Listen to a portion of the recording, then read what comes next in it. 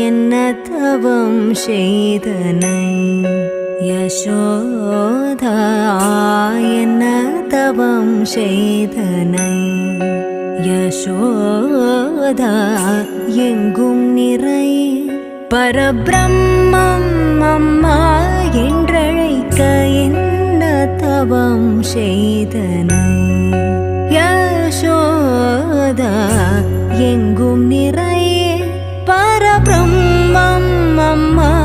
என்றழைக்க என்ன தவம் செய்தனை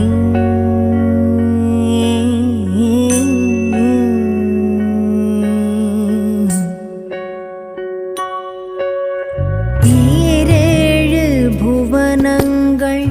படைத்தவனை ஈரேழு புவனங்கள் படைத்தவனை